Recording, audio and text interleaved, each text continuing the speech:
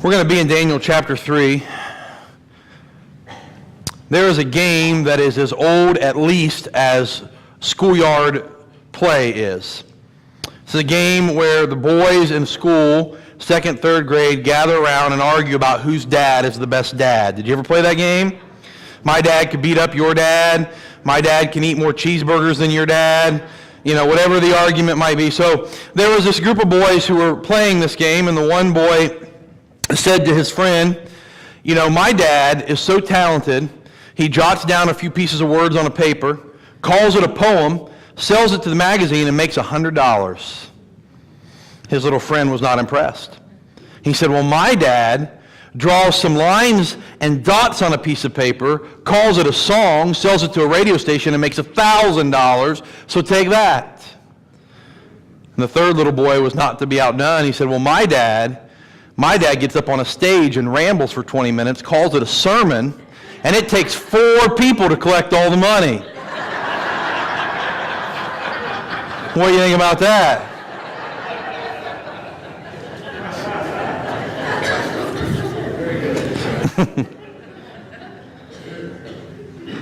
It is this issue of pride and bragging, whether it is pride in our parents, pride in our children, pride in ourselves, that sets the stage for our story today. In fact, the next 3 chapters of Daniel, as we walk through chapter 3, chapter 4, and chapter 5, we're going to see these kings of Babylon who think they're something special, who think they have all the power and all the authority and everyone should listen to them, and their pride sets the table for God to reveal who he really is. So in chapter 3, we're going to start reading in verse 9, but I'm going to set the stage just a little bit. But we're going to be in chapter 3, verse 8, actually, sorry. So Nebuchadnezzar is the king of Babylon. We've been talking about him for a couple of weeks. And in chapter 3, he begins the story by building this massive golden statue. Okay, it is 90 feet tall and 10 feet wide at the base. It is this incredibly ginormous statue made entirely out of gold, most likely in the likeness of a human man. In fact, if you want to throw that up there, Rich, this is what most artists, can you do the other one, that one? Yep, I got them out of order. This is what most artists picture the statue looking like. And he builds it on this plain, this flat land just to the south of Babylon, so that it can be seen for miles as people approach it. Now, anyone who sets out to build a 90-foot golden statue clearly has some ego problems, but Nebuchadnezzar's come from a very special place. Those of you who were with us last week remember that Nebuchadnezzar had a dream about a statue, right? A statue of a man. A giant statue of a man with a golden head and with silver chest and with bronze stomach and with iron legs that was then destroyed by this stone that represents the kingdom of heaven. And so that one looks like this, according to most cartoon renditions. Does that look familiar? You cannot help but read from chapter 2 to chapter 3 and get the impression that Nebuchadnezzar, upon having this dream, and having Daniel say to him, oh, Nebuchadnezzar, you're the head of gold, that Nebuchadnezzar responds and goes, I'm not the head of gold, I'm the whole stinking thing. You think there's going to be a kingdom after mine? You think somebody's going to topple? Watch this. I'm going to build that statue, and I'm going to make the whole thing out of gold, so the whole world knows my kingdom is bigger and better than any kingdom before me or any king after me. Let them see how great Nebuchadnezzar really is. And you cannot separate the 2 statues. Nebuchadnezzar has this dream where he is told, your kingdom will last for a short while, and then another kingdom is coming, and the next thing he does is he goes and builds a 90-foot statue entirely out of gold, as if to say, look at how great I am. My kingdom's not going anywhere. But that's not all we see of his ego. Once he's built the statue, he puts together the guest list. I love the way it's written in Daniel. There are 2 lists in Daniel chapter 3.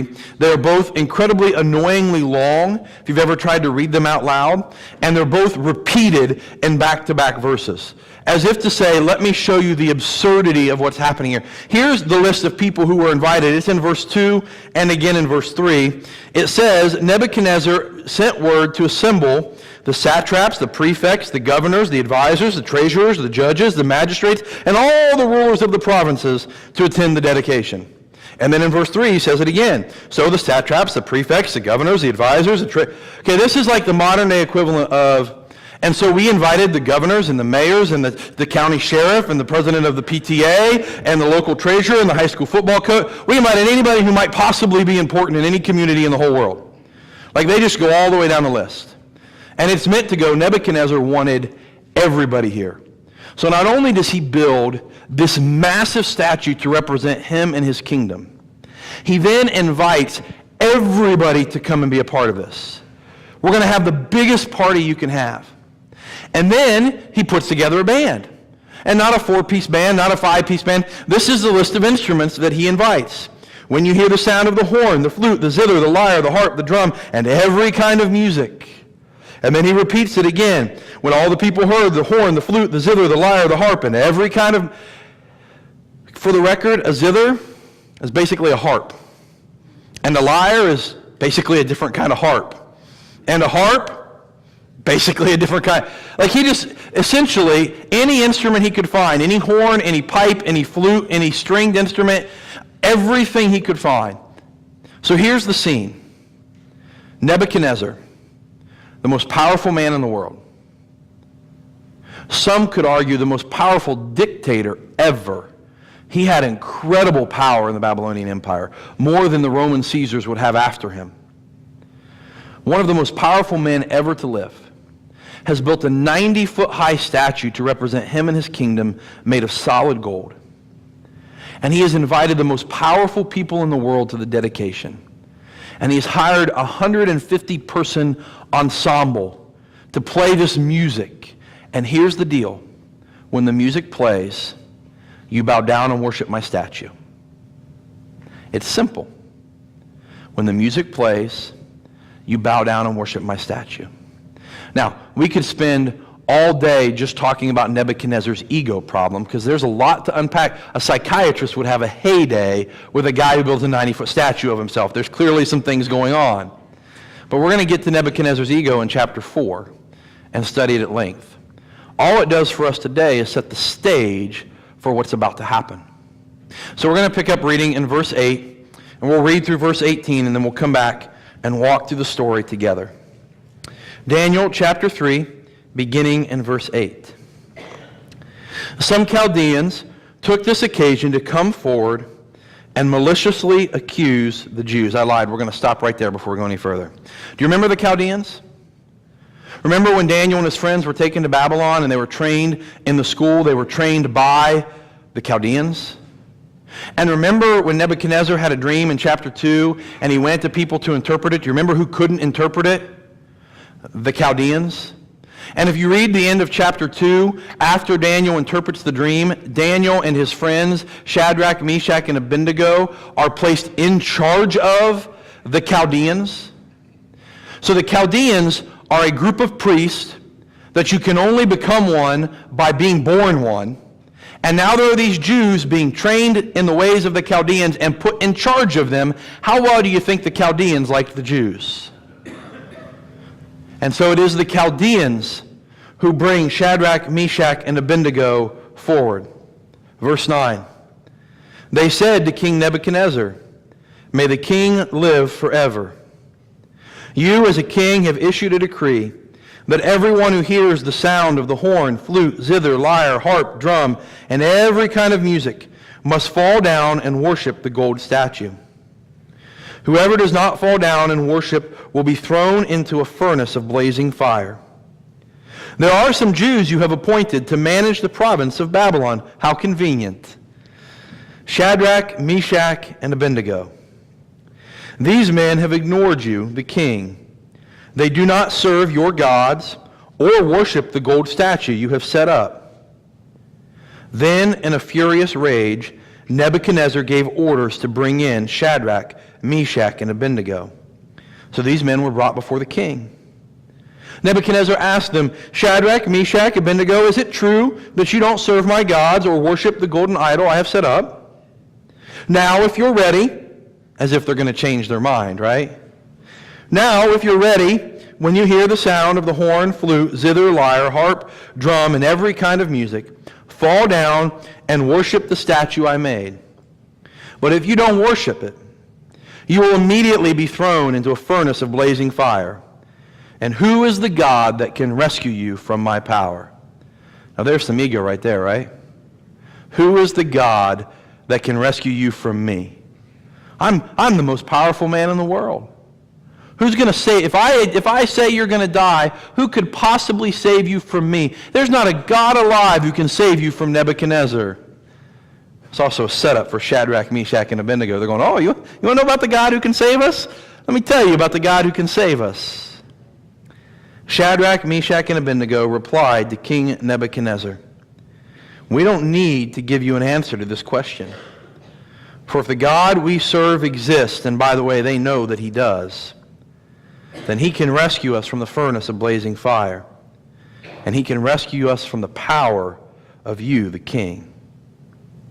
But even if he does not rescue us, we want you as king to know that we will not serve your gods or worship the gold statue you set up. I just have two things I really want to point out about what happens here with Shadrach, Meshach, and Abednego. The first one is this. Where do they get their courage from? Up until this point in the story, they've been nothing more than background characters. Right? In Daniel chapter 1, we meet them and they get them new names, but when the order comes for them to eat food that will make them unclean, it's not Shadrach, Meshach, and Abednego who stand up. They're just kind of there. It's Daniel who says, I have determined in my heart not to defile myself. That's your memory verse from week 1. You've got those cards. We're doing the scripture memory thing. That's your memory verse from week 1. It's Daniel who steps up and says, I will not defile myself. And Shadrach, Meshach, and Abednego kind of go along for the ride.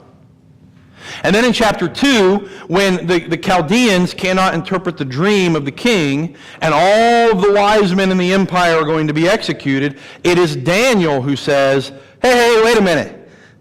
Give me the night, let me pray, and we're going to fix this thing.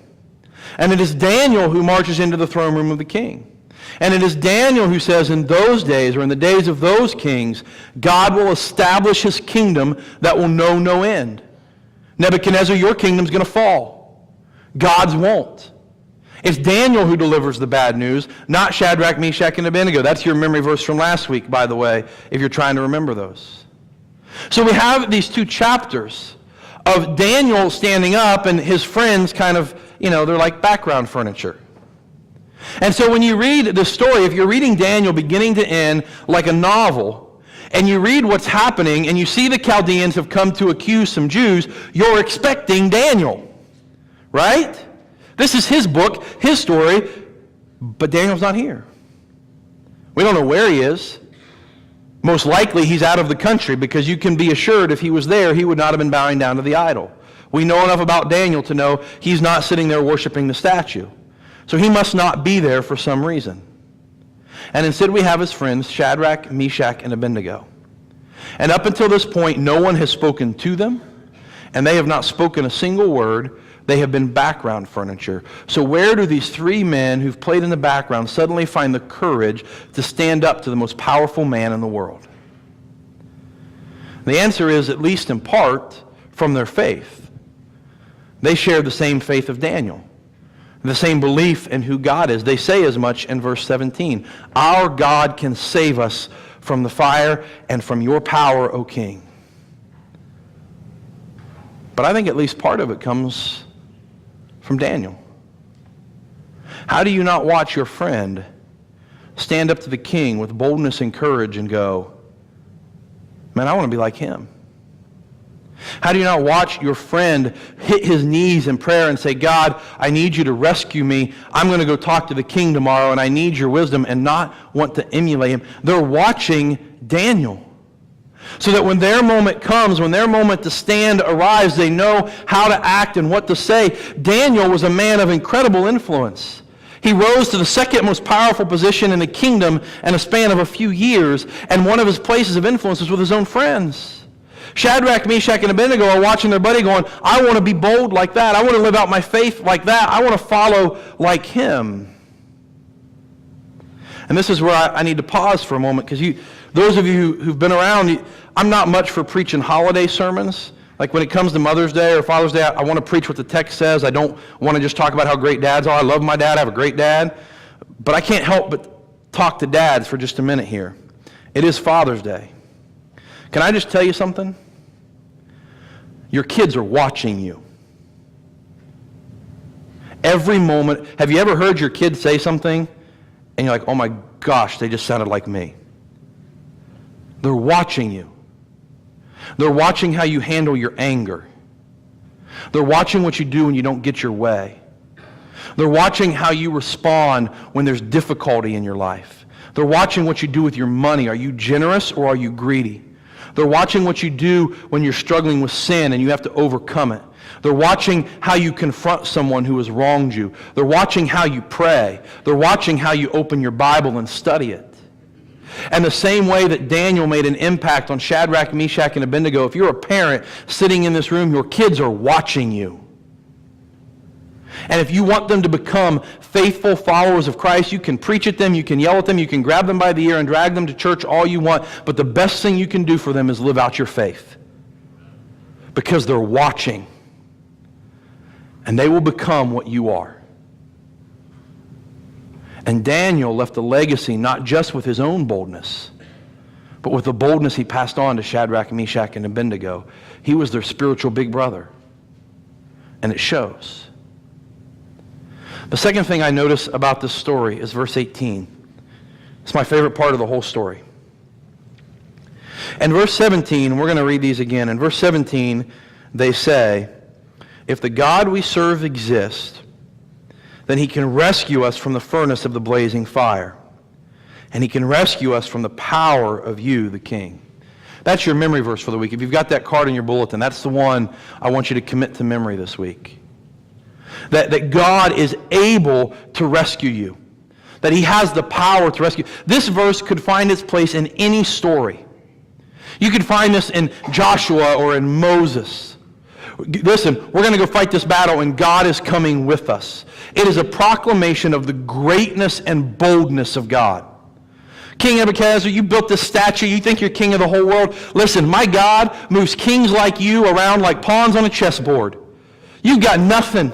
Kingdoms rise and fall, and God still sits on his throne. You are a nobody. You think that fiery furnace scares us? God led the people of Israel into the promised land. We've slain giants. We've knocked down walls. We've crossed Red Seas. Our God is bigger than you can. That's verse 17. Our God can do whatever he wants. And it could fit in any story.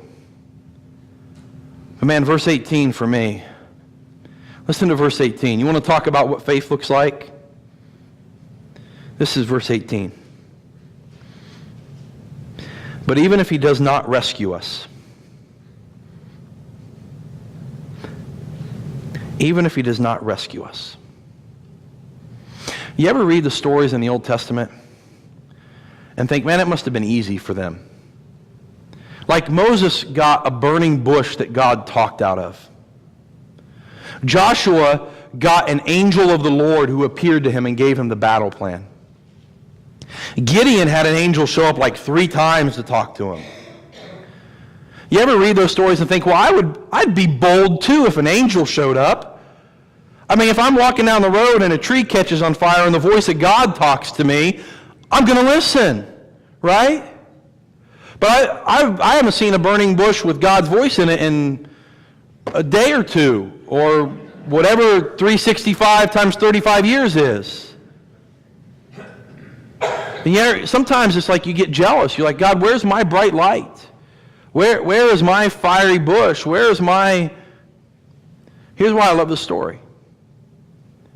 Shadrach, Meshach, and Abednego had no idea if God was going to save them. No angel had appeared and said, take the stand and God will protect you. No voice had spoken to them. No star in the sky. Because they say, even if God doesn't rescue us, we want you as king to know that we will still not serve your gods or worship the golden statue you set up? They don't know. They assert in verse 17 with all the confidence that faith provides, our God can rescue us. But he may choose not to. There may be purpose here that I don't understand yet. And the story may not go the way I want. And if God chooses not to rescue me, I will still be faithful. Because God doesn't always rescue. Remember when we were studying the book of Acts? Stephen stood up for God, right? What happened to him? He was stoned to death. And his martyrdom lit the spark that ignited the church. God doesn't always rescue. Sometimes God has a bigger plan. And I love this story because this is the kind of faith we can live out. You're probably not getting a burning bush. You're probably not getting an angelic visit. But you can assert with faith, my God can heal me. But even if he chooses not to, I will be faithful to him. My God can get me the job I've always dreamed of so I can live out my purpose in life. But even if he doesn't, then I will labor faithfully in the job I have. My God can provide for my every need. He can miraculously send money or health or provisions to me. He can do that. But if for some reason I don't understand the story he's telling, if for some reason there's a greater purpose than I can see, I'm going to be obedient anyway because I'm more interested in the end of the story than in the next chapter. And the end of the story is if I am faithful to him, I spend eternity with him in heaven. So what happens on this page and the next page isn't really what matters. What matters is the end. And so even if he doesn't tell the story the way I would, yet I will trust in him. I will stand here. I will not bow down to the idol. I will be faithful no matter the consequences. I know he can save me. But even if he doesn't, I will still be faithful. That's faith, folks. That's the chocolate chip cookies we talked about a couple weeks ago. I'm going to stand out. I'm going to be different. I'm going to be faithful no matter the consequences. And my God can protect me, but if he chooses not to, then I'm okay with that. I'm going to be faithful anyway. It works out for Shadrach, Meshach, and Abednego. You probably know the rest of the story. They do throw them in the fiery furnace. Jesus shows up and walks with them in the fiery furnace, the son of one who looks like the Son of God. Their bonds fall off. They don't die. They come out, and Nebuchadnezzar goes, I guess I know the answer to my question.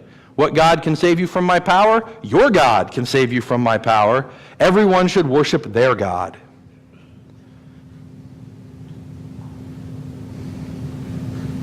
It's the same choice we make today, right? Every day? Am I going to choose to be obedient to Jesus no matter the cost or not? It's your choice this morning. It's your choice tomorrow. It's your choice a week from now. It's your choice in how you spend your money. It's your choice in how you interact with people who drive you nuts. It's your choice in how you offer forgiveness to people who have wronged you. And you show grace when they don't deserve it. It's your choice in how you drive when the people deserve to be told how bad drivers they are. And you choose self-control. It's your choice with what you do with your time. It's your choice every moment of every day. Am I going to be obedient to Jesus no matter what it costs me? Or am I going to compromise and fit in and try not to cause a scene because I'm not willing to pay the price? And the story of Shadrach and Meshach and Abednego is so powerful because you have these men who have no idea what the consequences are going to be. Maybe God will save them, maybe he won't. Maybe they'll go down in legacy and maybe they'll be fried chicken, okay? But either way, I'm going to do the right thing. No matter the risk, no matter the consequences. And that's our decision too. We're going to sing an invitation song this morning, but I want to tell you kind of the story behind it before we sing it. You know, it really has been, it's been misused because it's one of those songs that like get sung at big revivals and stuff, and that's not what it was originally intended for. So I'm going to tell you the story behind the song, I Have Decided to Follow Jesus. There's a story from the 1800s. In the early 1800s, missionaries for the very first time were allowed into the parts of India to preach the gospel. India historically has been very hostile to Christian missionaries. Hinduism is quite proud of their history of headhunting, where they behead people who follow Jesus or don't believe in Hinduism. And in the early 1800s, some Welsh missionaries gained a foothold in the northern parts of India. And the story is told of one particular missionary who spent a decade of his life in the province of Amas in northern India. He spent 10 years there without a single conversion. Can you imagine? Can you imagine preaching and ministering and praying for people for a decade and no one ever becomes a follower of Christ? And this guy just faithfully, week after week, he's ministering to people in the village, he's serving them, he's meeting their needs, and this one family finally accept Christ and become Christ followers. A husband, a wife, and 2 children. It's kind of, now that I'm thinking about it, it's a really creepy Father's Day story. I'm sorry for that in advance. It's really depressing. And the chief of the province of Amas was not having it.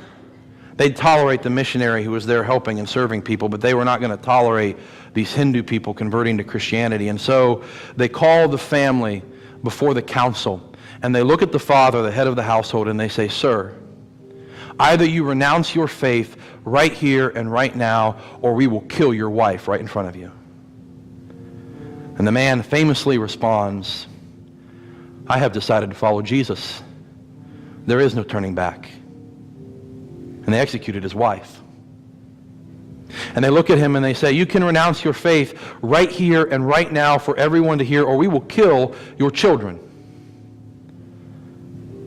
And he replies, "The world is behind me.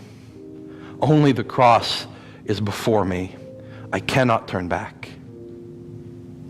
And they execute his daughters. And they look at him and they say, "Listen, your family is gone. Do not cling to this stupid superstition. Renounce your faith or we will execute you in the most brutal way we can find." And his legendary response, "Though there is no one left to go with me, still I will follow, for there is no turning back." You see, I Have Decided was not written as an altar call song. It was not meant to be preached in stadiums where non-believers would come and accept Christ. That's what it's become, but it was written for you and for me. For those who've made the decision to follow Jesus, who've made him Lord of our lives, and yet every day we face the choice, will I stand or will I bow? Will I be obedient to Christ or will I serve something else? And it was written as a proclamation of this man in India who said, "I don't care about the consequences. I have decided to follow Jesus, and there is no turning back. The world is behind me. The cross is before me. Though no one else comes with me, still I will follow. There is no turning back." And so we're going to sing that as we close this morning as our proclamation as a people of God that we have decided to follow Jesus in every moment. So why don't you stand with me as we sing?